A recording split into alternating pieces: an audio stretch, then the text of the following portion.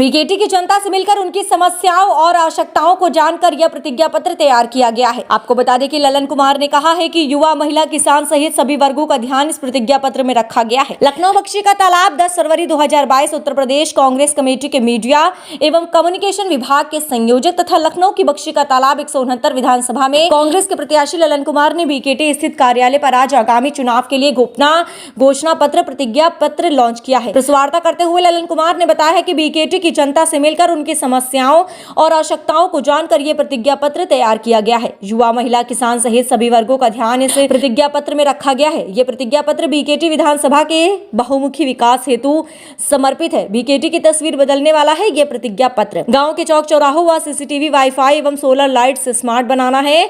विद्यालयों का आधुनिकीकरण एवं पंचायत स्तर पर पुस्तकालयों का निर्माण कराना है। बिजली बिल में गड़बड़ियों का सुधार होगा। युवाओं के लिए स्पोर्ट्स कॉम्प्लेक्स बनवाना है। उचित स्तर पर स्वास्थ्य व्यवस्था का उचित प्रबंध होगा। आपको बता दें कि पंचायत स्तर पर स्वास्थ्य व्यवस्था का उचित प्रबंध होगा। हर घर स्वच्छ पेयजल एवं पक्का मकान सबको मिलेगा, कोई भी घर कच्चा नहीं रहेगा। रेहड़ी पटरी वाले व्यापारियों के लिए उचित स्थान सुनिश्चित कराना है। किसानों को उनका अधिकार दिलाना। बीज, खाद, बिजली, पानी। बख्शी का तालाब का सौंदर्यीकरण। 2 साल पहले नगर निगम सीमा में शामिल हुए 88 गांवों के निवासियों को कानूनी अधिकार तथा बुनियादी सुविधाएं उपलब्ध कराना। सबको हमारा नमस्कार। और जानते थोड़ा समय का अभाव रहता है, परिस्थिति बनती रहती है, तो देरी के लिए मैं आप सबसे पहले क्षमा मांगता हूं। आप सब जानते हैं कि प्रदेश का जो मुद्दा होता है किसी भी राजनीतिक दल के लिए, उसके साथ साथ जो विधानसभा का जो लोकल मुद्दा होता है वो काफ़ी डिफरेंस होता है, दोनों में काफ़ी डिफरेंट रहता है। कांग्रेस पार्टी ने जो प्रतिज्ञा ली थी आप सब जानते हैं। कांग्रेस पार्टी का जो मैनिफेस्टो जारी हुआ था आदरणीय प्रियंका गांधी जी ने, आदरणीय अजय कुमार लल्लू जी ने जो जारी किया था, उस मैनिफेस्टो को और यहाँ बख्शी के तालाब विधानसभा की जो जनता है उनकी आवाज़ को, दोनों को हमने एक साथ करके आपके सामने, आपके माध्यम से मैं जनता को ये बताना चाहता हूँ कि महिलाओं के लिए मुफ्त बस सेवा होगा। जितने भी हमारे माताएं बहनें हैं, अगर हमारी उत्तर प्रदेश में सरकार बनती है तो बस सेवाएं जो होंगी वो मुफ्त में होंगी। छात्र छात्राओं को स्मार्टफोन मिलेगा। जो हमारी बहन इंटर पास करेंगी उनको स्मार्टफोन दिया जाएगा। जो हमारी बहन स्नातक पास करेंगी उनको स्कूटी दिया जाएगा। किसानों का जो कर्ज होगा वो पूरा माफ़ होगा, चाहे वो 1 लाख रुपए हो, चाहे वो 1 करोड़ रुपए हो, वो पूरा माफ़ होगा कर्ज। 2500 रुपये प्रति क्विंटल गेहूं और धान खरीदा जाएगा किसानों का, जो एमएसपी के तहत होगा। 400 रुपये प्रति क्विंटल गन्ना किसानों से खरीदा जाएगा। बिजली का बिल जितना भी है वो सब हाफ होगा। और कोरोना काल का जो बकाया है वो पूरी तरह से माफ़ होगा। कोरोना महामारी में आप सब जानते हैं कि आर्थिक तंगी से लोग जूझ रहे हैं, उसको भी ध्यान रखते हुए 25,000 रुपये प्रत्येक परिवार को दिया जाएगा कांग्रेस पार्टी की तरफ से। और जो हमारा यहाँ का लोकल जो मैनिफेस्टो है वो भी आप जानते हैं कि मैंने पहले भी बोला, में मीटर लगा हुआ है, वो पॉकेट मार मीटर का काम कर रही है।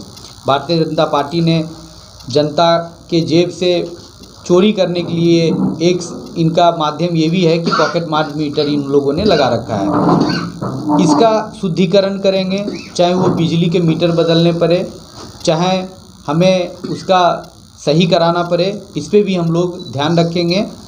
युवाओं के लिए स्पोर्ट्स कॉम्प्लेक्स बनाया जाएगा। बख्शी के तालाब विधानसभा के युवाओं में मैं देखता हूँ कि काफ़ी क्रेजी हैं खेल को लेकर के, चाहे वो क्रिकेट हो, चाहे वो वॉलीबॉल हो, चाहे वो बैडमिंटन हो, चाहे वो टेनिस हो, तो उसको लेकर के हमने एक स्पोर्ट्स कॉम्प्लेक्स बनवाने का निर्णय लिया है। और आने वाले 5 साल के अंदर, पिछले जो 30-35 सालों में यहाँ काम नहीं हुआ, वो आने वाले सिर्फ 5 साल के अंदर होगा, जिसमें स्पोर्ट्स कॉम्प्लेक्स भी हम बनवाएंगे। ये हमारा क्षेत्रीय मुद्दा है, ये हमारे बख्शी के तालाब विधानसभा का जो प्रतिज्ञा है वो है। साथ ही साथ पंचायत स्तर पे स्वास्थ्य सुविधाएं एवं अस्पतालों का निर्माण करेंगे।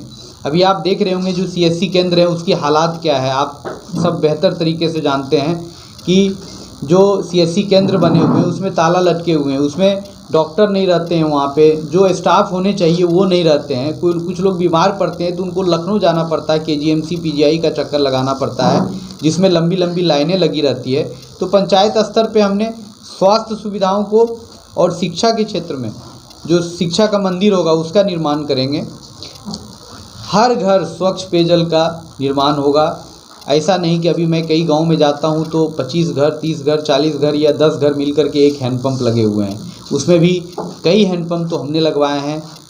मौजूदा जो विधायक था या यहाँ के जो सांसद होंगे वो अभी तक कुछ नहीं कर पाया है, तो उसको देखते हुए हर घर स्वच्छ पेयजल की जो व्यवस्था होगी वो मुहैया करवाएंगे कि एक व्यक्ति का परिवार होगा तो उनके घर पे स्वच्छ पेयजल या हैंडपंप की व्यवस्था होगी, ताकि उनका अपना निजी होगा। रेहड़ी पट्टी वाले जितने व्यापारी भाई हैं वो आप सब देखते हैं, जानते हैं कि रोड साइड में खड़े रहते हैं, वो अपना जीवन यापन करने के लिए रेहड़ी पट्टी दुकान छोटे छोटे करते हैं और शाम को सरकार आ जाती है तो अपने क्षेत्र में इसको लेकर जो कंट्रोवर्सी रहेगी या वो जो सुरक्षा का जो माहौल रहेगा, कैसे आप यकीन दिलाएंगे? देखिए, उत्तर प्रदेश की जनता त्रस्त है। उत्तर प्रदेश अपराधों का प्रदेश है। अपराधी यहाँ बेखौफ है, और अगर अपराधी को ये इन्होंने जेल में डालने की बात की है कि या तो वो जेल में रहेंगे या तो उत्तर प्रदेश छोड़ देंगे, तो मुख्यमंत्री योगी आदित्यनाथ जी कर्नाटक ना जाएं, पहले उत्तर प्रदेश को देखें, उत्तर प्रदेश को संभालें। और मुझे लगता है कि उत्तर प्रदेश के जो हालात हैं, चाहे वो पुलिस के वर्दी में गुंडागर्दी हो, आपने देखा होगा एप्पल में काम करने वाले विवेक तिवारी जी की हत्या होती है। मेरे घर से 10 कदम दूर पे उनकी हत्या हुई थी, वो हम लोगों ने देखा है, हम लोगों ने उस चीज़ को महसूस किया है। तो योगी आदित्यनाथ जी ये ना बताएं हमें, क्या विवेक तिवारी जी अपराधी थे? विवेक तिवारी जी ने क्या गलती किया था जो उनको पुलिस की गोली से उनको मारे गए? पुलिस के वर्दी में आजकल योगी आदित्यनाथ जी गुंडे पाल रखे हैं उत्तर प्रदेश में, और मैं डेली महसूस करता हूँ अपने आप को, और हर एक यहाँ की जनता महसूस कर रही है। तो कर्नाटक ना जाए, पहले उत्तर प्रदेश की बात करें। उत्तर प्रदेश तो संभल नहीं रहा है इनसे। अभी फिर देखिएगा 23 तारीख के बाद आपको खुद पता चलेगा कि बक्सी के तालाब विधानसभा में यहाँ की जनता जो है पंजे के निशान पे इतना बटन दबाएगी कि वो अपने हाथ को मजबूत करना चाहती है। बीकेटी की जनता जब हाथ को मजबूत करेगी तो मुझे लगता है किसी के सामने हम हाथ फैलाने की ज़रूरत नहीं होगी। और भारतीय जनता पार्टी का जो यहाँ पे जो भी होगा, मौजूदा भी संपर्क करता हूँ, उसमें भी मैंने बताया है कि प्रत्येक परिवार में एक सदस्य को मैं रोज़गार से कनेक्ट करूँगा, चाहे वो सरकारी रोज़गार हो चाहे वो प्राइवेट रोज़गार हो। कोई भी बीमारी हो 10 लाख तक का इलाज मुफ्त में होगा। संविदा कर्मी जितने भी हैं या ठेका पे जो कर्मचारी काम करते हैं उनका नियमितीकरण किया जाएगा और उनका जो उचित जो उनका वेतन होता है वो दिलवाया जाएगा। जैसे आशा बहू के लिए कांग्रेस पार्टी ने ये तय किया है कि कम से कम 10,000 रुपये प्रत्येक माह उनको दिया जाएगा। गांव-गांव चौक चौराहे को, जैसे बक्सी के तालाब विधानसभा में जो गांव की स्थिति है वो जर्जर हालात है, सड़कें टूटे फूटे हुए हैं, लाइट की व्यवस्था नहीं है। हमने जैसे तमाम चौराहे पे सोलर लाइट की व्यवस्था कराई है, उसको देखते हुए मैं चौक चौराहे का सौंदर्यीकरण करूँगा। CCTV, वाईफाई और वहाँ पे एक सोलर लाइट की व्यवस्था होगी, ताकि रात बिरात अगर कोई भी गांव अगर वापस आते हैं, मान लीजिए कहीं बाहर जाते हैं और रात में अगर अपने गांव पहुँचते हैं तो उनका गांव एक उजाला भरा हुआ दिखेगा। एक उनका जो चौक चौराहा होगा वो सौंदर्यीकरण होगा, CCTV लगा होगा, वाईफाई लगा होगा, ताकि कोई भी युवा साथी वहाँ जा कर के वाईफाई से कनेक्ट करके कोई ऐसी चीज़ें हैं जो एजुकेशन के माध्यम से फॉर्म भरना चाहता है तो ईजीली से फॉर्म भर सकता है। बिजली बिल में जितने भी गड़बड़ी हो रहे हैं, बक्सी के तालाब विधानसभा में लगभग 900 से 1000 गांव पूर्वा मिला करके है, जो नगर पंचायत में आते हैं।